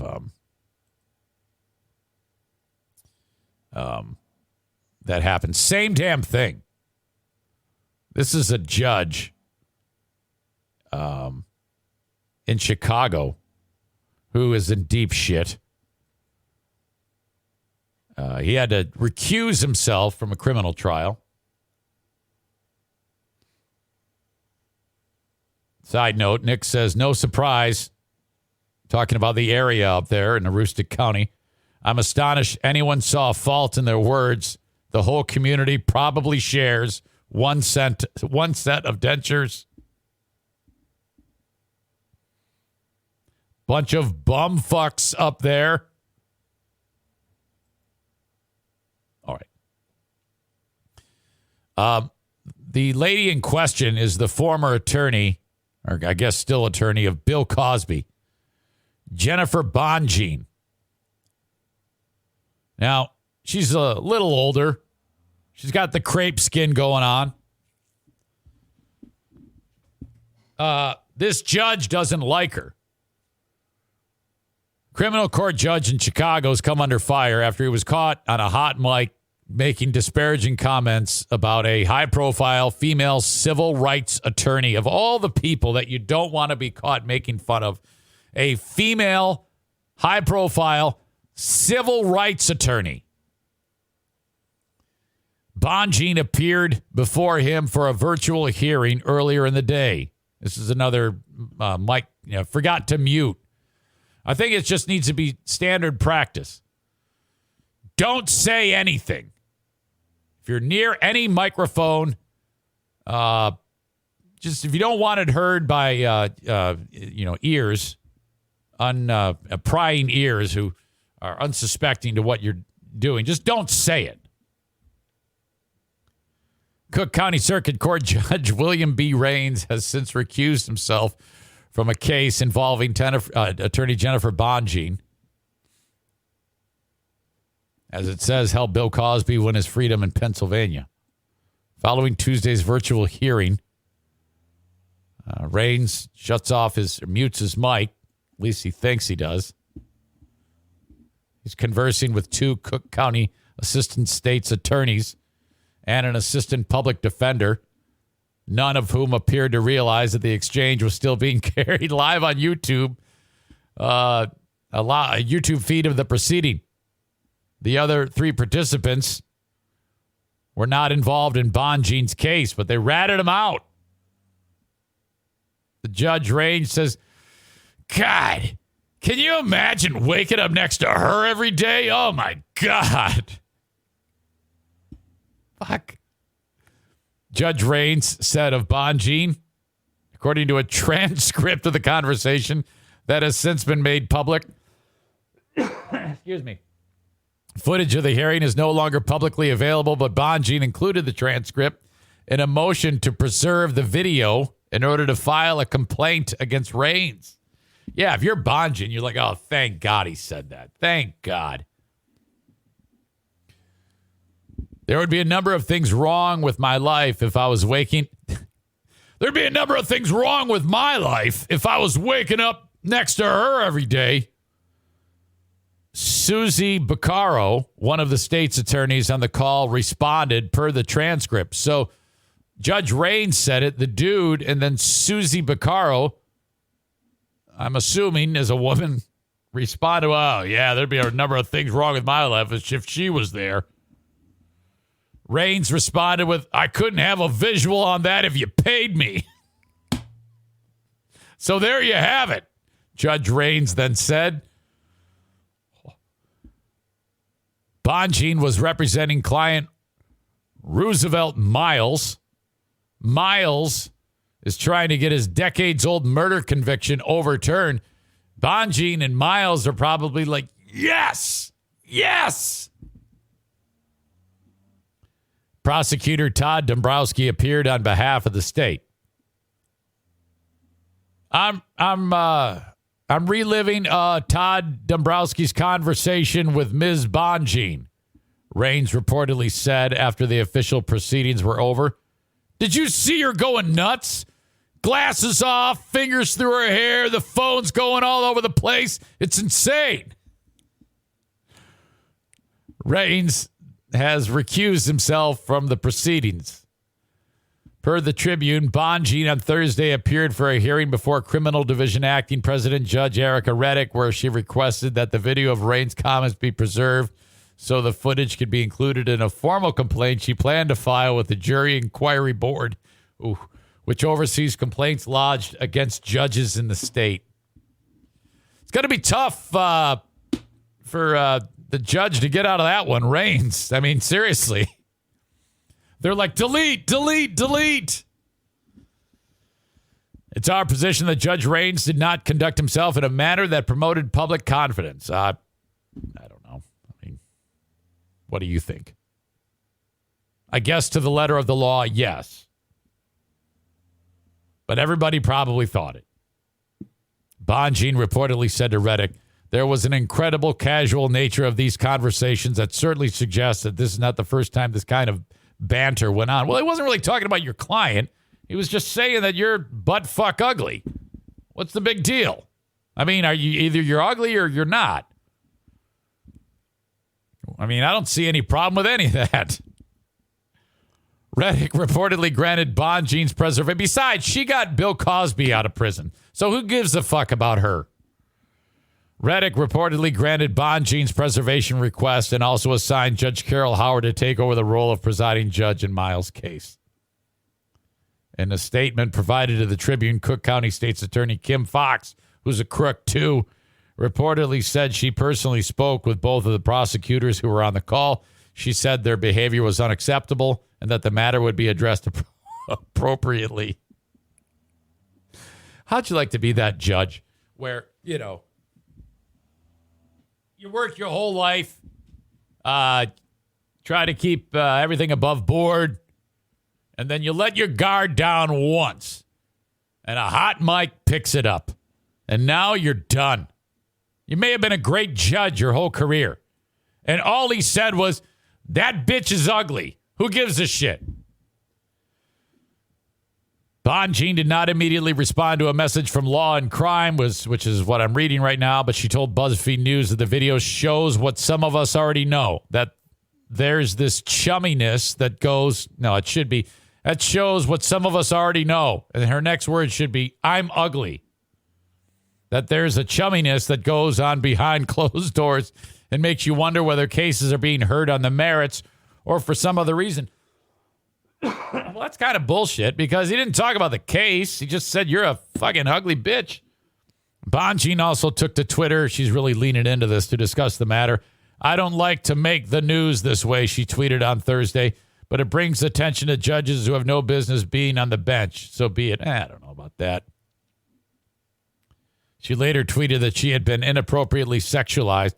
I wouldn't say you were sexualized. If you're sexualized, you'd be saying, the judge would be saying, wow, she's incredibly hot. That is being sexualized. If he's saying you're butt fucking ugly, that's just, he's making fun of you. Inappropriately sexualized on a live stream by a judge presiding over my case. Can you imagine waking up next to him? Attorney Sarah Azari tweeted in reply to some of Bonjean's comments. What a pig! Bonjean then retweeted Azari's comment. A spokesperson for Judge Raines directed all inquiries on the matter to the Judicial Inquiry Board, saying Raines cannot comment on a pending case. In a campaign video, Raines said he was a retired cop who was shot in the line of duty. He said he subsequently worked as a prosecutor and as a criminal defense attorney. I work tirelessly in your community to make sure our young kids don't walk out of a courtroom with a felony conviction that changes their lives. So he sounds like a pretty liberal judge. Raines said in the video, the election website Ballotpedia says Raines is a Democrat. Yeah, that sounds about right. And there you go. Okay. So he'll probably get in some type of trouble. It's okay. It's that again, that's the lady who got Bill Cosby out of jail on a technicality, so fuck her. She probably deserved it. And she looks like shit. That should not have anything to do with how well he judges a case. I mean, come on. He didn't say anything about the guy who they're trying to get out of prison for murder. I mean, seriously. But anyway, he's in trouble. Probably. Okay.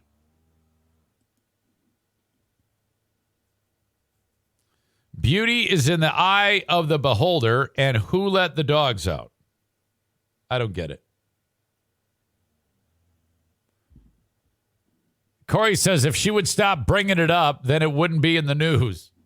Well, she's trying to win a case, and she's using that to try to win it. JDB 3304 says some people have different physical attractiveness scales. Obviously, he wasn't physically attracted to her. Yeah. At the end of the day, it wasn't on a, it wasn't in like a proceeding. The mic was supposed to be off. You know, it was kind of like the ref already blew the whistle. Kind of like that scene with Jerome Bogert. Did you see that deal, the Cincinnati Raiders game? Where all the fans are losing their shit. Joe Burrow is drifting out toward the sideline just as he is about to go out of bounds, but does not. He wings it to whatever his name is in the end zone of the Bengals. Touchdown, Bengals. But just before he threw the ball, the ref blew the whistle. which the rules state that if the whistle blows, no matter what happens after that, the play is over. And the case was made. Well, then the players, as soon as they heard the whistle, they gave up on the receiver, and then it's not a touchdown. It should not be a touchdown. But Jerome Bogert, and he's the guy who's the lispy, wispy gay talker. False start, 55 offense. That's a 5-yard penalty. Repeat, first down. That's Jerome Bogert. He said the call on the field stands. That's a touchdown. And then everybody lost their shit that is a Raiders fan. So that was screwed up, but the Bengals win. It's all right. Fuck the Raiders. They got a guy who killed a guy earlier in the year. This is the same holding ref. Yep, that's the guy who says holding, not holding. Holding, 55 offense. That's a 10-yard penalty. Penalty, Penodee. Penalty, first down.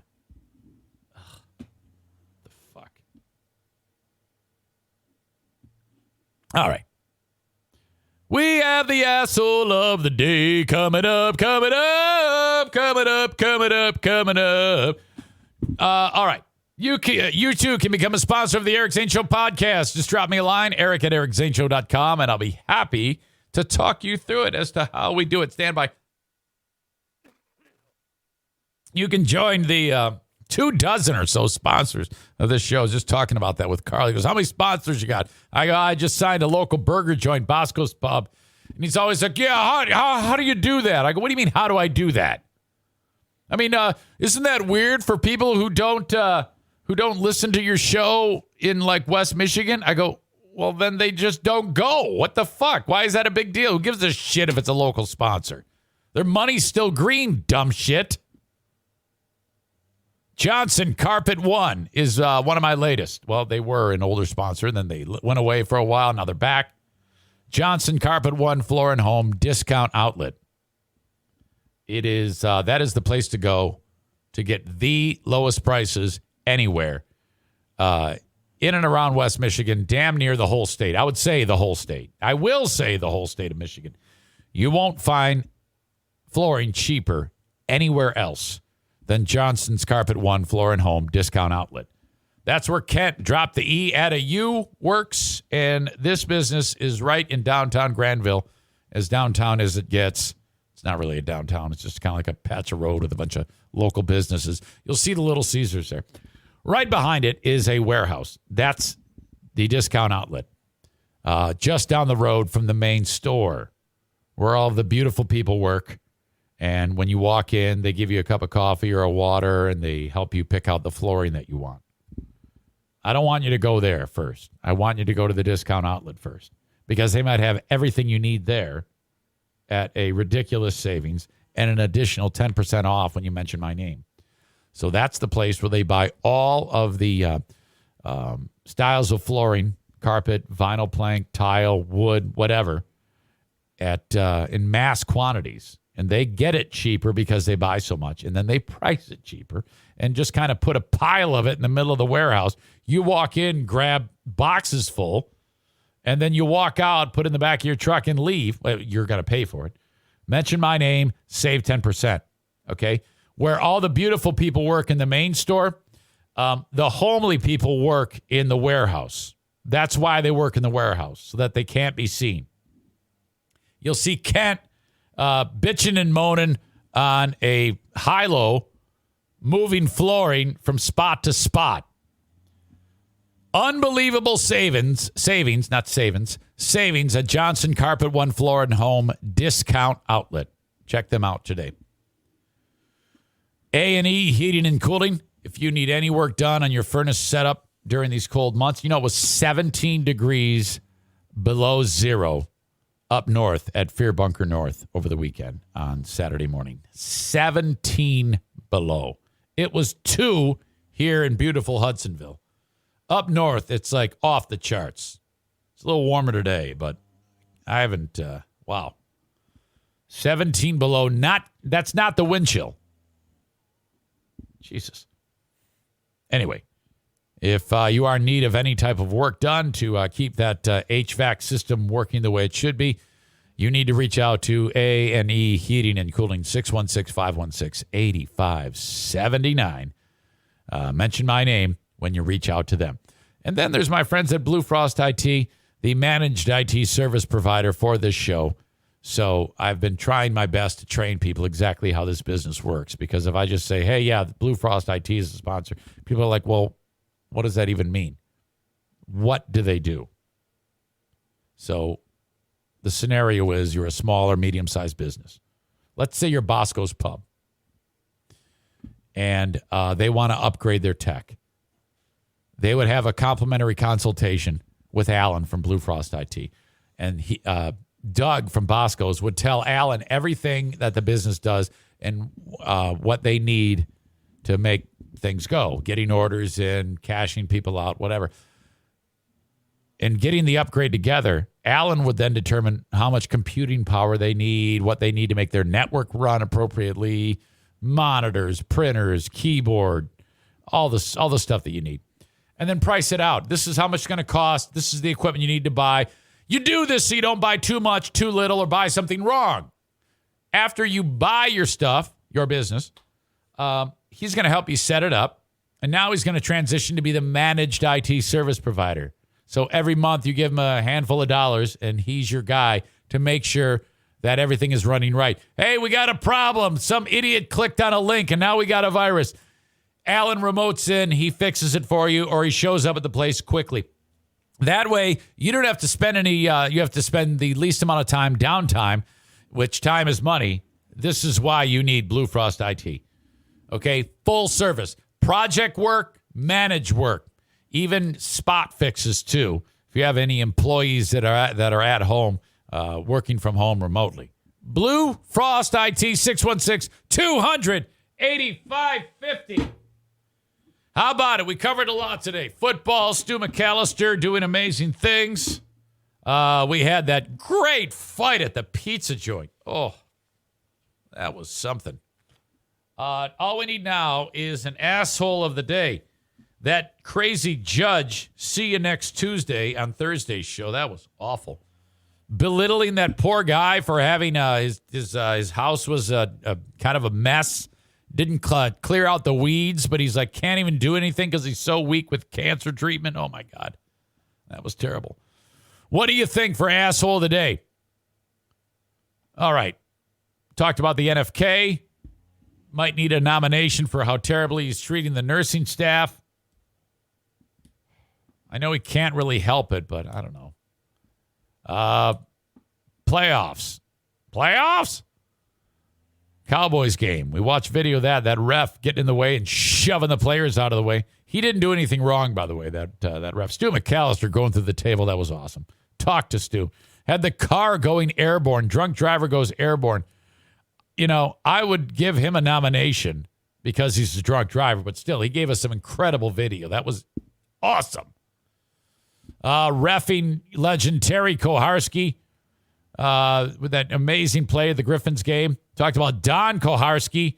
You fat pig, go eat another donut. Amazing fight. All right, now we're getting into the nitty-gritty here. High school basketball announcers. Yeah, come on. I feel bad for those kids. Yeah, because nowadays, especially nowadays, if, you know,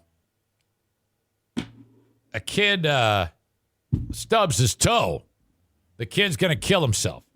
So I imagine that every person under 18 in whatever that county is in Maine where that incident happened is now dead because of that. We have a lot less coping mechanisms in place these days. You know, back in the day, you just sit there and rub a little dirt on it and you're good to go. All right. That's going to do it, folks. I appreciate you so much. My time is done on the free podcast. But I'm not done totally because I'm taking it over to Patreon. Got a couple new people who signed up on Patreon over the weekend. Thank you so much for that. I don't have their names in front of me. I probably should. But thank you very much for following on Patreon. We're doing more podcasting. I basically try to get this one posted, the audio version, as quickly as possible. And then I get after it with the Patreon bonus where we go for another 30, usually. Lately it's been quite often over 40 minutes of podcasting with no commercials. It's powered by you and your $5 or $10 a month that you give me. 16 plus hours or 15 plus hours of content every single week on my Patreon. $5 a month is all of the audio. $10 a month is the audio, the video, and the live streams. And so much fun on my Patreon. I recommend trying it for just a month. See if you like it. Because if you don't, you're only out $5. I mean, that's not the end of the world. Or $10 if you go the tier 2. But if you like it, you can either let it ride month to month, or you have the option of paying all at once for a whole year, and I'll save you 10%. Okay? There you go. Oh, you know what I forgot to tell you about? I forgot to tell you about one more thing I need to get to. Okay? And then I'll end it right here.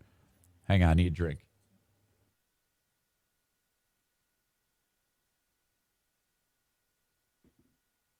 I had a feeling that I was forgetting something. And it just popped into my head, and this was actually a big thing that I wanted to talk about today.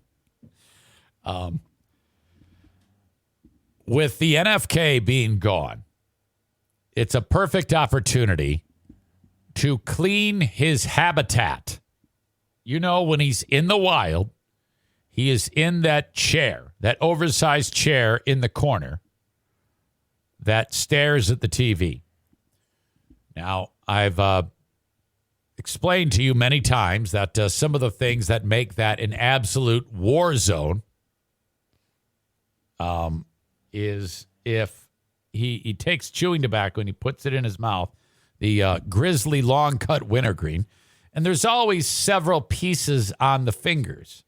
And then he simply goes, so every single time, and he does this for 14 hours a day, from the moment he wakes up to the time he goes to bed. These little bits of tobacco land on the floor and in the chair.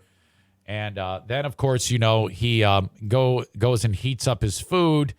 And there's a footstool with a lid that comes off, and it's storage.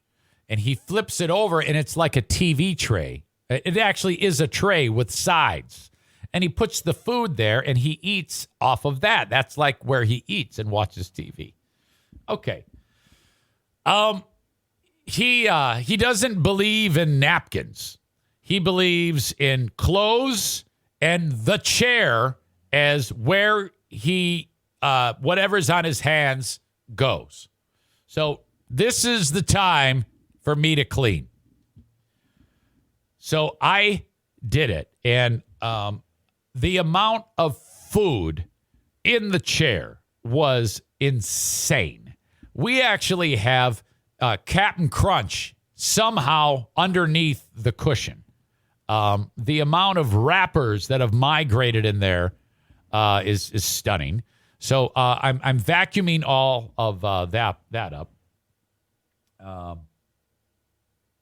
And so while that's all going on, I start to clean the floor, and then I notice that the chair is very, very dirty where his arms are because he's got very oily skin. So I spray down all this, you know, it's got all sorts of grease and scalp dust and food on it that's actually dripped down the side. It's horribly gross.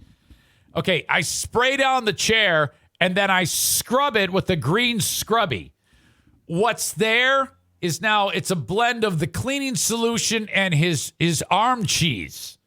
And it's like, then I wipe it off the leather, and the what do you call it? Paper towel is black. So I did this like 5 times until the paper towel is no longer picking up black. That's how dirty it was. Behind him, the walls, I don't know how he's done it, but a liquid substance has landed on the walls and dripped down the walls. I don't know what it was, if it was tobacco juice or what. Maybe he sneezed when he had his spittoon in his hand. I have no idea. So I had to wipe down the walls, vacuum the floor, scrub the floor with Pine Sol solution. And then the chair. He sits in the chair so much every day that when you spray it with the solution and then scrub the actual where his ass is, the paper towel it turns blue from denim. His jeans have worn off onto the chair. Oh my God. Then the best part. I open up that thing that I told you he flips the lid on and eats. And inside of there, for some reason, he has 3 pair of shoes. 4 pair of shoes. 3 pair of shoes and a pair of Crocs. Now, he only wears the Crocs. And he's like a squirrel because he goes and gets treats and all sorts of candy and shit and granola bars. And he stuffs the shoes full of the fucking food. And I'm like, fuck is going on here? The shoes are in here only to fucking, and it's full of wrappers and shit, and it's just food. Oh my God. So I pull the shoes out. I put the shoes in his fucking room where they belong, and the Crocs. I vacuum the inside of this fucking thing. I put some containers in there that he can put his treats in. And then now I have to buy a waste can, a garbage can, to put into there so he can throw it, because he eats the granola bars and he just throws the wrapper right into there. It's like, dude, it's not a fucking trash can. What are you doing? Ugh. Fingernail clippings. I didn't see a one. He lets them grow, man. I'm telling you, he's like Howard Hughes. Fucking unbelievable. But I did a number on it. It took me like an hour and a half to clean that area. Oh, my God. I had to share that. I got a lot of green faces on that story. I knew that was going to happen. It's fucking unbelievable. His hand is constantly moving. I talked to you about that. And that has to do with this pressure on his spine and the inability to walk. In his hands. He can't feel anything in his hands or his feet. That's supposedly, it could likely come back. It's going to take a little time, but he might actually get some feeling back in his hands, which, good news, bad news. He might not wipe peanut butter in places because he's going to realize there's food on his hands, or maybe that isn't the reason why he does it. I don't know, but that would mean less stories of ridiculous things and smudge updates on social media. Okay. Hey, that's going to do it. I'm done. You guys are the best. Thank you so much, and I will talk to you on the Patreon. Till next time, thank you, folks. Calling all partners. Losing weight is better together with Nutrisystem's Partner Plan. In fact, people who diet together lose 20% more weight than dieting on their own. Get new premium meals with up to 30 grams of protein. They're big and filling and taste delicious. Plus, try our new restaurant faves that taste like your favorite restaurant, portioned with half the calories. Don't wait. You could win big cash during Nutrisystem's Better Together Partner Plan 100K giveaway. And maybe win the grand prize of $25,000. Just go to Nutrisystem.com/thin right now and get 50% off plus an extra $50 off your first month. You heard me right. Go to Nutrisystem.com/thin right now and get 50% off plus an extra $50 off. Don't wait. This partner plan offer will not last long. Just go to Nutrisystem.com/thin right now and get 50% off plus an extra $50 off. Go to Nutrisystem.com/thin. See website for details on our 2-month subscription offer. No purchase necessary. Open only to U.S. residents over 21. Void where prohibited. Runs December 25 through April 4th, 2022. For official rules, visit Nutrisystem.com. Sponsored by Nutrisystem, Inc.